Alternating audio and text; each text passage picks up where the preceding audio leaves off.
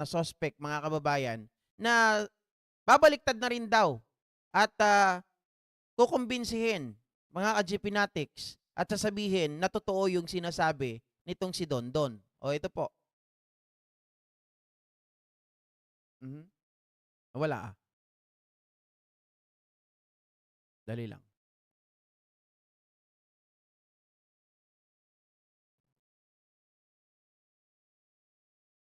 Ang gulo nila, no? Talagang matindi to. Kung sino-sino yung mga tinuturo rito eh. Di mo na malaman. Make every uwian a special time. Red Ribbon Pasalubong Packs.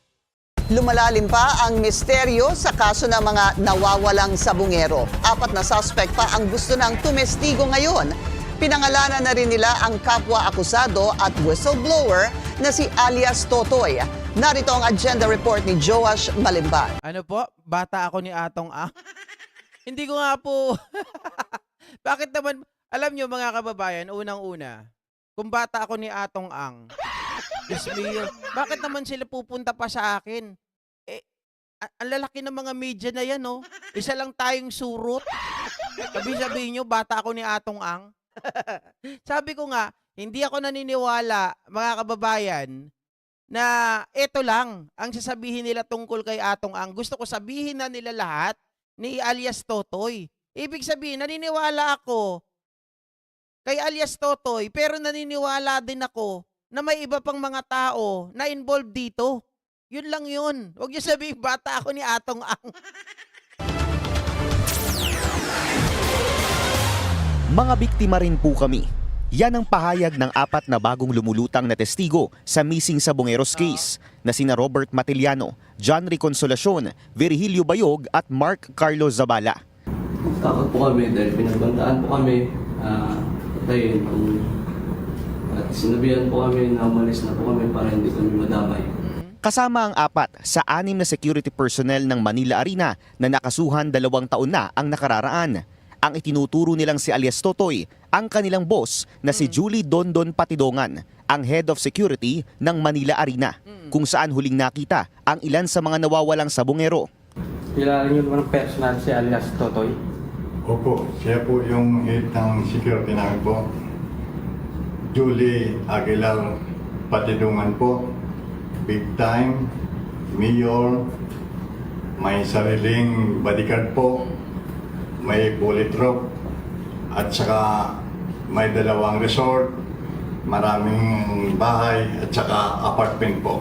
January 2023, nang mag-issue ng arrest warrant ang isang korte laban kina alias Totoy dahil umano sa kidnapping at serious illegal detention ng missing Sabongeros. Matapos ang 8 buwan, nahuli ang 6 na sospek pero agad din Wait lang. Teka nga, bayaran ako ni Atong Ang. Grabe naman kayo. Alam mo, Melissa Gabriel, bago ka lang siguro dito sa channel natin. Ano? Alam mo, mas okay na sa akin yung maghirap kaysa naman bayaran ng mga taong kagaya nila. Ang sa akin, okay na ako, na mabuhay ako ng tahimik. Andito lang tayo, nagko-content. At tinitingnan natin, binabalanse yung mga balita. Tapos bayaran ako. Diyos mio, Marimar. Oh. din silang naghain ng petition for bail. Matapos dinggin ng pre-trial sa mababang korte, aprobado ang petition for bail at nakalaya ang 6 na akusado.